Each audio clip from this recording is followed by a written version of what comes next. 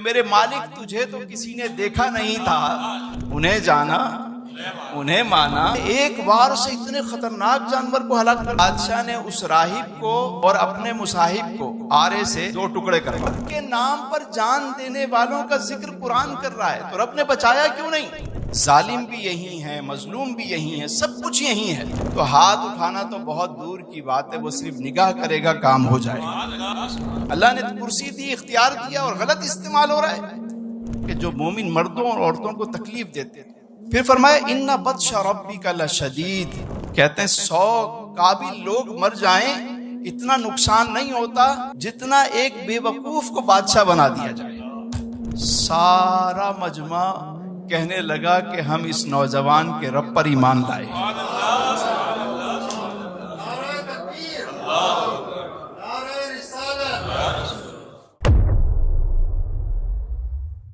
یہ وہ سورہ مبارکہ ہے جو مکہ مکرمہ میں نازل ہوئی، اور اس کا پس منظر یہ ہے کہ جب کفار و مشرکین نے ستانا شروع کیا آقا کریم علیہ السلام کو، آپ کے اصحاب کو، تو اس موقع پر اس سورہ مبارکہ کا نزول ہوا۔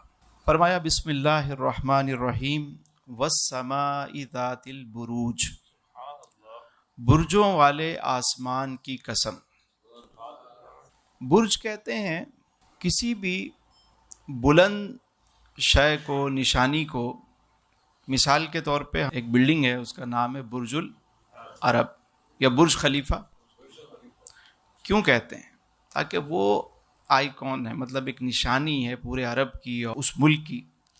تو جو بلندی ہوتی ہے، یا بادشاہوں کے جو محل ہوتے تھے ان کا جو بلند مینارہ ہوتا تھا، مینار کے اوپر والا حصہ جسے برجی کہا جاتا تھا، جہاں محافظین ہوتے تھے، تو اسے برج کہا جاتا۔ تو آسمان پر یہ جو بڑے بڑے ستارے ہیں، سیارے ہیں، یہ گیلیکسیز، یہ کہکشائیں، یہ جو آسمان جس سے جگمگ جگمگ ہے، تو اللہ رب العزت نے ہمیں بتایا کہ یہ برجوں والے آسمان کی قسم۔ اس سورہ مبارکہ میں 4 قسمیں بیان ہوئی۔ پہلی قسم کس کی؟ والسماء ذات البروج، برجوں والے آسمان کی قسم۔ دوسری قسم فرمایا والیوم الموعود، اور اس دن کی قسم جس کا وعدہ کیا گیا ہے۔ یوم الموعود، وہ دن جس کا وعدہ کیا۔ وہ دن کون سا ہے؟ آخرت کا دن ہے، قیامت کا دن ہے جس کا وعدہ کیا گیا ہے۔ پھر فرمایا وشاہدین و مشہود، قسم ہے گواہ کی اور اس کی جس پر گواہی دی گئی۔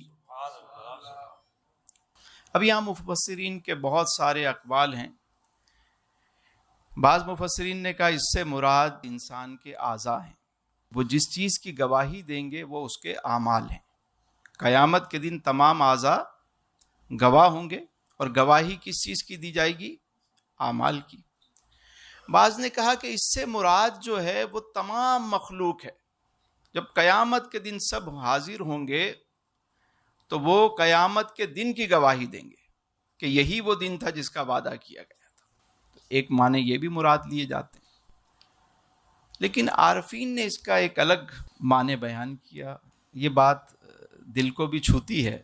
ان آیات مبارکہ سے مراد یہ ہے وشاہدین و مشہود، قسم ہے گواہ کی اور اس کی جس پر گواہی دی گئی۔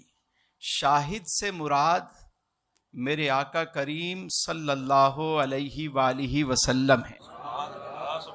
یا ایھا النبی انا ارسلناک شاہدا و مبشرا و نذیرا وداعیا الی اللہ باذنہ وسراجا۔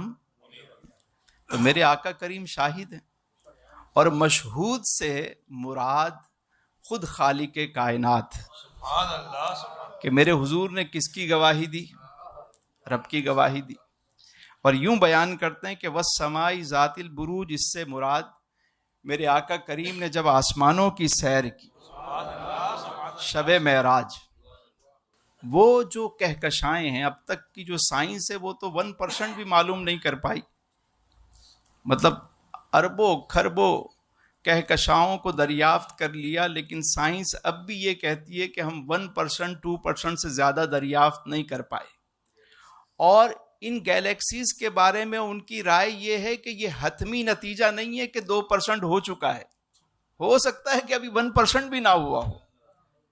تو وہ جہان حیرت کیا ہے؟ تو اس کی سیر کس نے کی؟ آسمانوں کے پار کون گیا؟ ان 7 آسمانوں کو کس نے دیکھا؟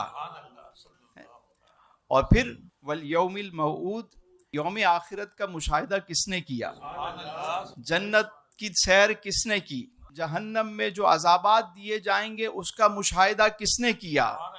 اور پھر آپ شاہد ہیں، آپ قیامت کے دن تمام نبیوں پر، تمام رسولوں پر، تمام امتوں پر حضور گواہ ہیں، اور حضور کو گواہ اس لیے بنایا گیا کہ کل کو کوئی یہ نہ کہہ دے کہ میرے مالک تجھے تو کسی نے دیکھا نہیں تھا، ہم گواہی دیتے تو کس بات کی دیتے؟ رب نے اپنے محبوب کو گواہ بنایا، اور حضور نے وہ دیدار کیا تاکہ قیامت کے دن کوئی یہ نہ کہہ سکے کہ کسی نے دیکھا ہی نہیں۔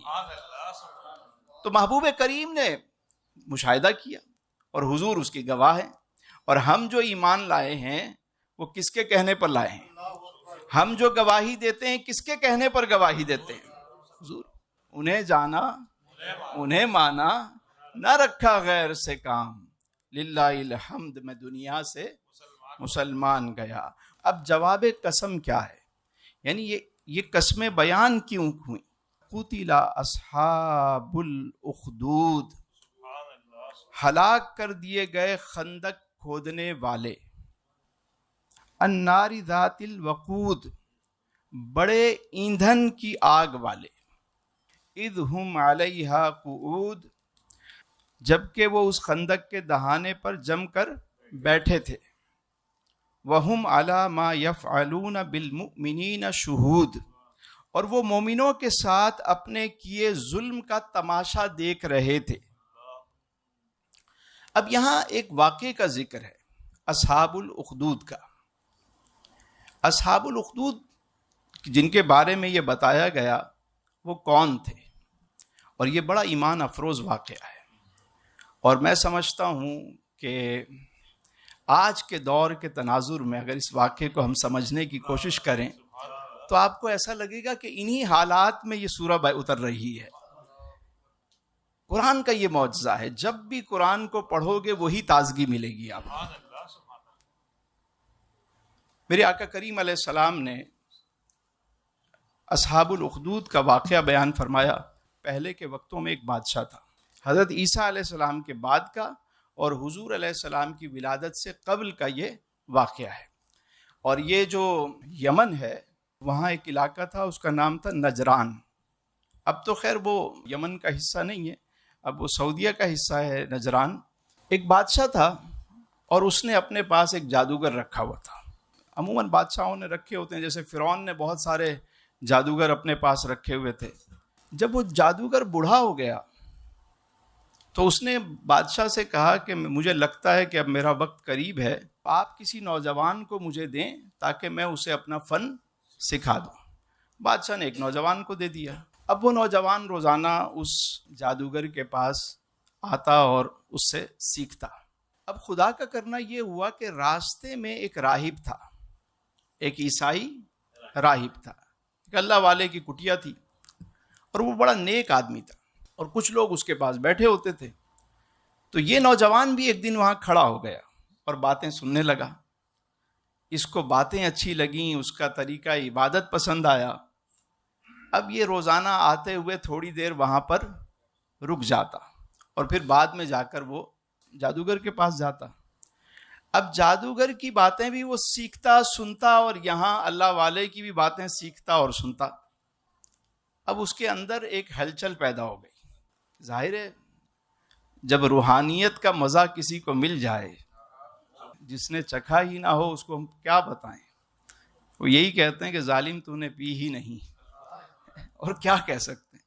اس کو مزہ آنے لگا کہ وہ جادوگر کے پاس جاتا تو بے چین ہوتا، اور یہاں اس کو چین اور قرار ملتا۔ ایک دن ایسا وہ راستے سے گزر رہا ہے تو سامنے ایک جانور آ گیا اور اس جانور نے لوگوں کا راستہ بلاک کر دیا. یعنی دہشت کے مارے کوئی وہاں سے گزر نہیں پاتا تھا. وہ واللہ عالم کون سا جانور تھا, کوئی شیر تھا یا کوئی اور جانور تھا, تو کوئی بھی وہاں سے گزر نہیں پا رہا تھا. لوگ رک گئے کہ بھئی آگے تو بڑا خطرناک جانور ہے. پتھر اٹھایا اس نے کہا میرے مالک, اگر وہ راہب سچا ہے اور جادوگر جھوٹا ہے, مجھے اور میری قوم کو اس جانور سے نجات دے دے. اس نے پتھر اٹھایا اور مارا جانور کو دور سے.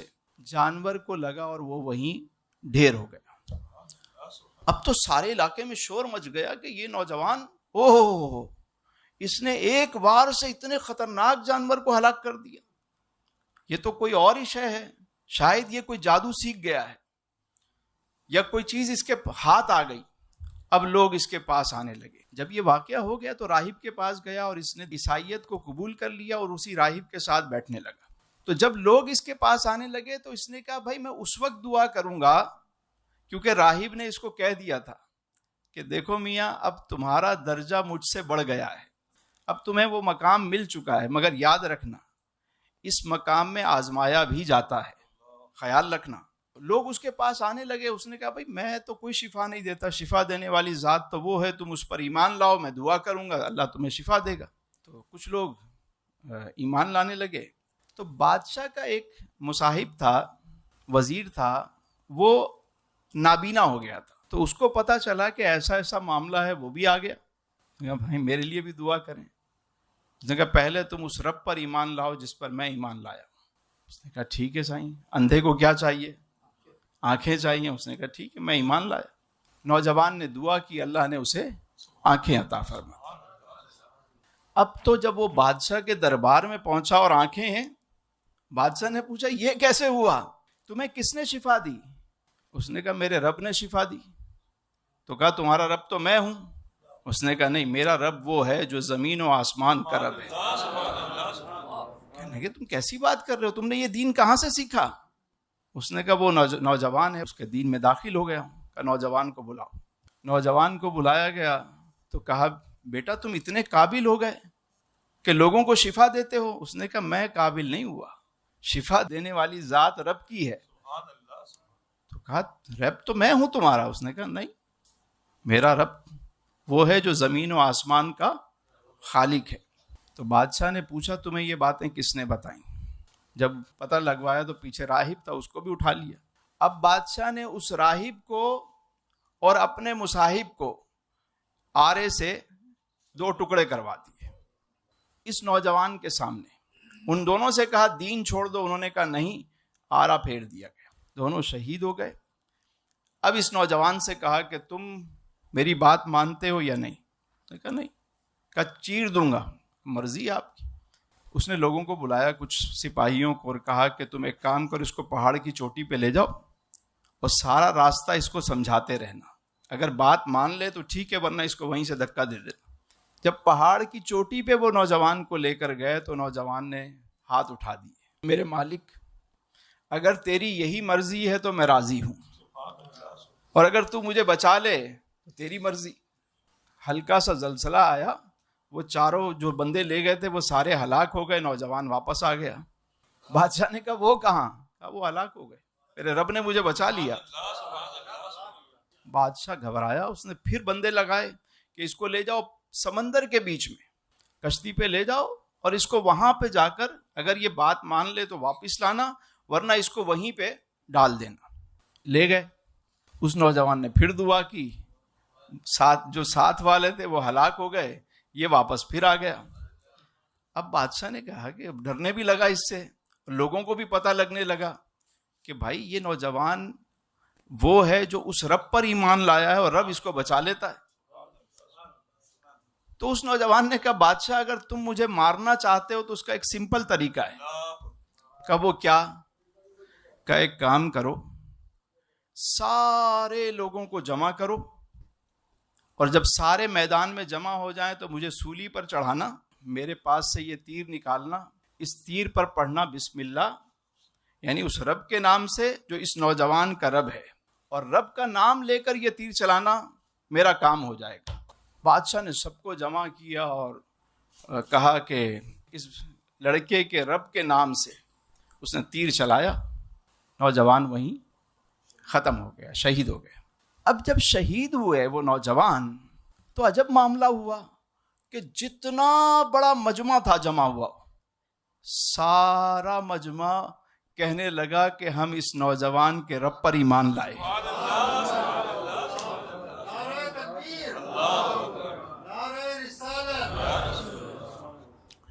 اس نوجوان کا ایمان اتنا کامل تھا کہ سارا مجمع ایمان لے آیا، ایسی شہادت کہ سب ایمان لے آئے۔ وہ کہتے ہیں نا کہ قتل حسین اصل میں مرگ یزید ہے، اسلام زندہ ہوتا ہے ہر کربلا کے بعد۔ یہ جو ہمارے یہاں ایک ذہن ہے نا لوگوں کا کہ یار ہم تو اللہ کا نام لے رہے ہیں، وہ نوجوان تو رب کا نام لے رہا ہے، تو پھر کیسے وہ شہید ہو گیا؟ رب نے بچایا کیوں نہیں؟ اور پھر یہی نہیں ہوا، جب وہ سارے ایمان لائے تو بادشاہ نے کہا اچھا یہ تو بازی پلٹ گئی۔ اس نے کہا سپاہیوں کو سب کو پکڑو۔ بعض روایات میں کہ 12,000 لوگ تھے، اب اللہ بہتر جانتا ہے تعداد، لیکن یہ واقعہ ضرور موجود ہے۔ اب وہ سب کو جمع کیا گیا اور بادشاہ نے کہا خندق کھودو۔ خندق کھودی گئی، آگ جلائی گئی۔ جب آگ کے شعلے بلند ہوئے اس نے کہا ایک ایک کو لاؤ، جو ایمان مجھ پہ نہیں لاتا اس کو ڈال دو اس میں۔ لوگوں نے کہا کہ ہم اس نوجوان کے رب پر ایمان لائے، اور لوگوں کو پکڑ پکڑ کے وہ آگ میں ڈالتا رہا، اور لوگ ہنسی خوشی آگ میں جانا قبول کرتے رہے، لیکن اپنے رب کو نہیں چھوڑا۔ یعنی اب آپ دیکھیے کہ اس واقعے کو بیان کون کر رہا ہے؟ قرآن کریم میں اصحاب الاخدود کا واقعہ، رب کے نام پر جان دینے والوں کا ذکر قرآن کر رہا ہے، تو رب نے بچایا کیوں نہیں؟ یہ وہ بات ہے جو اکثر مستشرقین بھی کہتے ہیں کہ بھائی اتنا ظلم ہو رہا ہے غزہ پر تو رب نے بچایا کیوں نہیں؟ یہ راز اگر سمجھ لیں نا آپ تو زندگی آسان ہو جائے گی۔ اللہ نے اس دنیا کو امتحان گاہ بنایا ہے۔ کیا بنایا ہے؟ یہ امتحان گاہ ہے۔ یہاں اس کے نام پہ جو جان دے گا وہ بظاہر تو لگ رہا ہے کہ ختم ہو گیا، لیکن وہ تو حیات جاویداں پا گیا، وہ تو ابدی زندگی پا گیا، وہ تو زندہ جاوید ہو گیا۔ کل قیامت کے دن جب داخل جنت ہوں گے لوگ، اور جنت میں سب سے بڑا جو انعام ہے وہ رب کا دیدار ہے۔ جنتی رب کا دیدار کریں گے تو رب پوچھے گا میری جنت میں کسی چیز کی کمی تو نہیں؟ تو کہیں گے نہیں میرے مالک، تیری جنت میں کس چیز کی کمی؟ شہید کھڑا ہو جائے گا، کہے گا میرے مالک تیری جنت میں وہ مزہ نہیں کہ جو تیری راہ میں جان دینے میں تھا۔ میرے مالک میری خواہش ہے مجھے دوبارہ دنیا میں بھیج، میں پھر تیری راہ میں قتل کیا جاؤں، پھر زندہ کیا جاؤں، پھر قتل کیا جاؤں۔ تو شہید کو کیا لطف آتا ہے، کیا مزہ ملتا ہے شہادت۔ یہ تو ہمیں لگ رہا ہے کہ وہ مطلب آگ میں چلا گیا، کیا پتا ادھر آگ میں گیا وہاں جنت میں چلا گیا۔ اور پھر بھی یہ دنیا تو عارضی ہے، یہ امتحان گاہ ہے۔ اللہ نے یہاں پر انسان کو مجبور محض نہیں بنایا، اللہ نے انسان کو اختیارات دیے۔ ظالم بھی یہی ہے، مظلوم بھی یہی ہے، سب کچھ یہی ہے، اور وہ دیکھ رہا ہے، اور وہ مالک یوم الدین ہے، ان قریب وہ حساب لے گا۔ اور یہ ایک مسافر خانہ ہے کہ امتحان گاہ ہے، اس سے صرف گزرنا ہے۔ جو استقامت کے ساتھ اپنے دین پر ڈٹا رہا اور دین سلامت لے گیا، وہ سب سے بڑی دولت لے گیا۔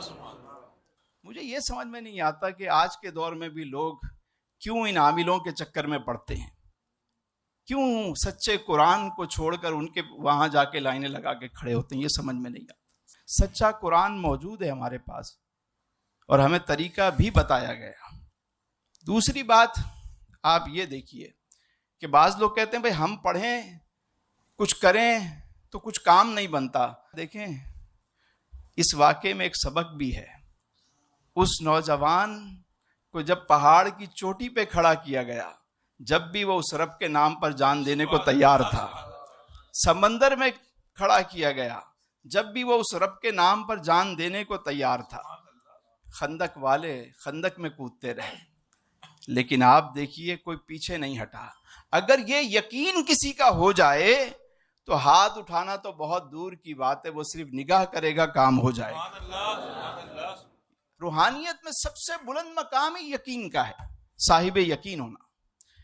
تو یہ واقعہ بہت خوبصورت واقعہ ہے اور بہت ایمان افروز واقعہ ہے. اذ ہم علیہا قعود، جیسے قاعدے میں بیٹھتے ہیں بڑے طریقے سے کرسی لگا کے بیٹھ گئے. یورپ جانا ہو تو وہاں پہ آج بھی وہ جو رومن بادشاہ تھے ان کے وہ بڑے بڑے جو ہے وہ اسٹیڈیم موجود ہیں جہاں وہ لوگوں کو، زندہ لوگوں کو اندر چھوڑتے اور جانور چھوڑ دیتے اور خود بیٹھ کر تماشا دیکھتے تھے.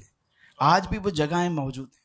یہ بادشاہوں کے شوق بڑے پرانے ہیں کہ لوگوں کو مارو اور بیٹھ کر تماشا دیکھو. کہتے ہیں 100 قابل لوگ مر جائیں اتنا نقصان نہیں ہوتا جتنا ایک بے وقوف کو بادشاہ بنا دیا جائے. آج بھی دیکھ لیں جنگوں میں لوگوں کو داخل کر کے مزے لیے جا رہے ہوتے ہیں، بعد میں کہتے ہیں بھائی جنگ ختم کرو. ہوا کیا؟ کیوں یہ سارا کچھ ہوا؟ یہ بادشاہوں کے شوق بہت پرانے ہیں. وہ شعر ہے نا کہ لگا کر آگ شہر کو یہ بادشاہ نے کہا، اٹھا ہے دل میں تماشے کا آج شوق بہت، جھکا کر سر سبھی شاہ پرست بول اٹھے، حضور کا شوق سلامت رہے شہر اور بہت، شہر اور بہت. تو یہ ایک شوق ہیں بادشاہوں کے. لیکن اللہ نے آگے بیان کیا کہ ان قریب جو مسلمانوں کو تکلیف دیتے ہیں ان کے ساتھ ہوگا کیا. اب آپ سنیے ذرا، آپ نے پورا واقعہ سنا. اللہ نے فرمایا قتل اصحاب الاخدود، ہلاک کر دیے گئے خندق کھودنے والے، النار ذات الوقود، بڑے ایندھن کی آگ والے. انہوں نے اتنی ایندھن ڈال کے آگ جلائی ہوئی تھی. اذ ہم علیہا قعود، جبکہ وہ اس خندق کے دہانے پر جم کر بیٹھے تھے. وَهُمْ عَلَى مَا يَفْعَلُونَ بِالْمُؤْمِنِينَ شُهُودٌ، اور وہ مومنوں کے ساتھ اپنے کیے ظلم کا تماشا دیکھ رہے تھے. آگے سنیے. وَمَا نَقَمُوا مِنْهُمْ إِلَّا أَن يُؤْمِنُوا بِاللَّهِ الْعَزِيزِ الْحَمِيدِ، انہوں نے مومنین سے اسی بات کا بدلہ لیا کہ وہ زبردست اور تعریفوں کے لائق اللہ پر ایمان لائے. کیوں جلایا ان کو؟ اس لیے کہ وہ اللہ پر ایمان لائے. الذی لہ ملک السماوات والارض واللہ علی کل شیء شہید، جو آسمانوں اور زمین کا مالک ہے اور اللہ ہر ایک چیز کو بخوبی دیکھنے والا ہے. اب یہاں سے ایک الگ بات شروع ہو رہی ہے اور یہ ہم سب کے لیے ہے. ایک واقعہ بیان ہوا، اب اگلی بات سنیے. اللہ نے فرمایا ان الذین فتنوا المؤمنین والمؤمنات ثم لم یتوبوا فلہم عذاب جہنم ولہم عذاب الحریق، یقیناً جن لوگوں نے مومن مردوں اور مومن عورتوں کو اذیت دی اور پھر توبہ بھی نہیں کی تو ان کے لیے جہنم کا عذاب ہے اور ان کے لیے جھلسا دینے والا عذاب ہے. ایک تو عذاب جہنم ہے، پھر عذاب الحریق، یعنی ایک تو جہنمیوں میں شامل ہو گئے، یہ بہت بڑا عذاب، لیکن اوپر سے پھر عذاب الحریق بھی ان کو دیا جائے گا. کن کو؟ جو مومن مردوں کو اور مومن عورتوں کو اذیت دیتے ہیں. صاحبو یہ بات یاد رکھیے گا، آپ کی ذات سے نا کسی کو تکلیف نہیں ہونی چاہیے، تکلیف نہیں ہونی، اذیت کسی کو نہ دیں. یہ جو ہمارے یہاں بڑے بڑے دفاتر میں اور خاص طور پر عدلیہ میں دیکھا جائے تو جو مظلوموں کو اذیت دی جاتی ہے، جس طرح انہیں ذلیل کیا جاتا ہے اور کس کس طرح انہیں ان کی تذلیل کی جاتی ہے. دیکھیں زندگی تو ان کی بھی گزر جائے گی، آپ کی بھی گزر جائے گی، اور وہاں جب احکم الحاکمین کے دربار میں کھڑے ہوں گے. دیکھیں دنیا سب کے لیے آزمائش ہے.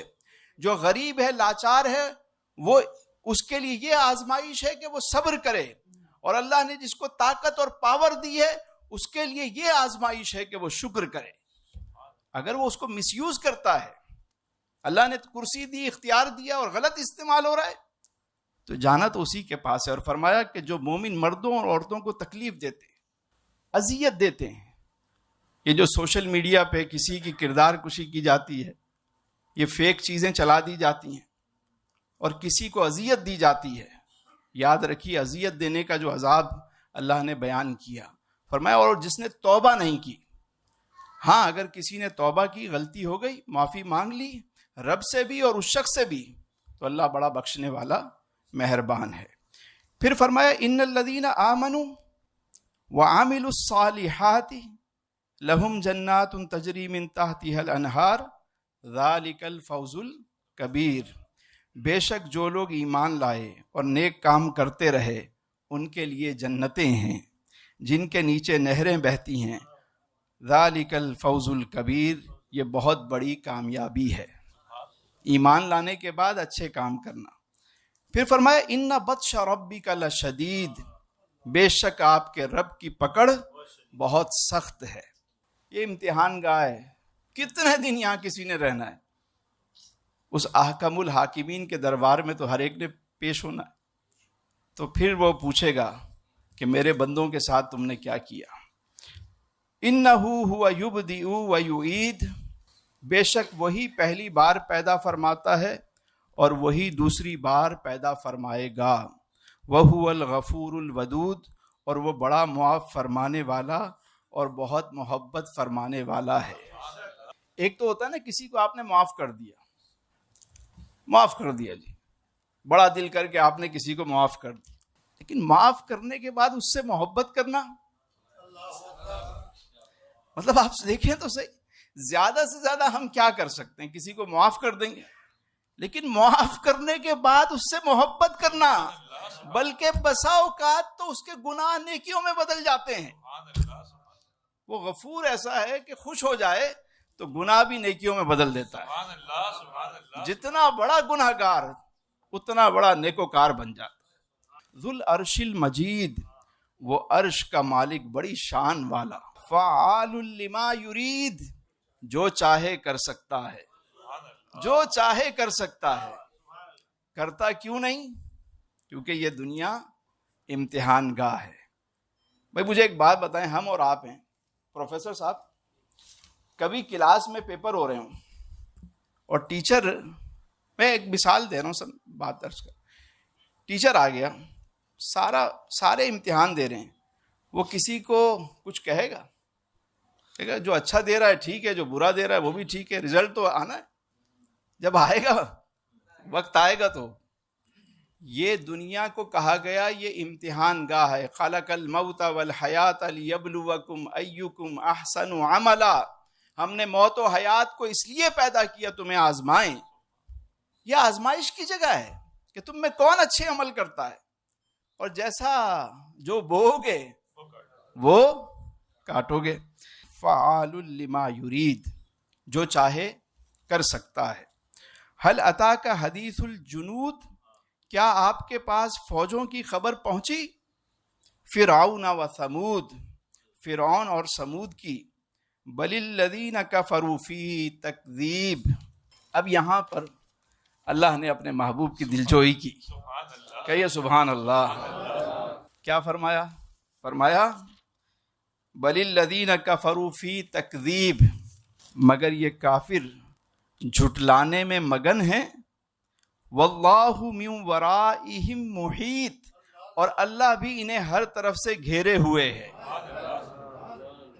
یہ آپ کو جھٹلا رہے ہیں، یہ جھٹلا کے جائیں گے کہاں؟ اللہ نے انہیں ہر طرف سے، مطلب اے گروہ جن و انس، تم زمین و آسمان کے کناروں سے نکلنا چاہو، نکل کر دکھا دو، جہاں بھی جاؤ گے اسی کی سلطنت ہے ساری، تو اس کے احاطے سے کون نکل سکتا ہے؟ تو محبوب کی دلجوئی کی گئی، فرمایا اور اللہ بھی انہیں ہر طرف سے گھیرے ہوئے ہے۔ بل ہوا قرآن مجید، بلکہ یہ بڑی شان والا قرآن ہے، یہ قرآن بڑی شان والا ہے، فی لوح محفوظ، جو لوح محفوظ میں ہے۔ اللہ نے اس کی حفاظت کا اتنا انتظام کیا۔ ہمیشہ اس بات پہ بھی مجھے فخر ہوتا ہے، اللہ نے جو ہمیں کتاب دی مسلمانوں کو، اس کی زیر زبر بھی محفوظ ہے۔ آپ افریقہ میں چلے جائیں، کیپ ٹاؤن میں، یا نیوزی لینڈ میں چلے جائیں آپ، فجی جہاں سورج صبح سب سے پہلے جہاں نکلتا ہے، وہاں جا کر کسی سے پوچھیں قرآن سناؤ، آپ کو زیر زبر کی بھی غلطی نہیں ملے گی۔ اور یہ واحد مسلمان ہیں کہ جہاں مسجد کے ساتھ مدرسہ ہے اور بچے قرآن حفظ کرتے ہیں، ورنہ عیسائیوں میں آپ دیکھ لیں کوئی کتاب حفظ نہیں کرتا، یہودیوں میں دیکھ لیں حفظ کرنے کا کوئی معاملہ نہیں، پڑھ لیتے ہیں، ہر زبان میں ان کو ٹرانسلیٹ کر کے دے دی جاتی ہے، لیکن ہمارے ہاں اصل متن بھی محفوظ ہے اور وہ سینوں میں محفوظ بھی ہے، اور اللہ نے بھی اس کی حفاظت کا بندوبست کیا ہوا ہے، فی لوح محفوظ۔ اللہ تعالیٰ سے دعا ہے کہ اللہ تعالیٰ ہمیں نور قرآن کی برکتیں عطا فرمائے۔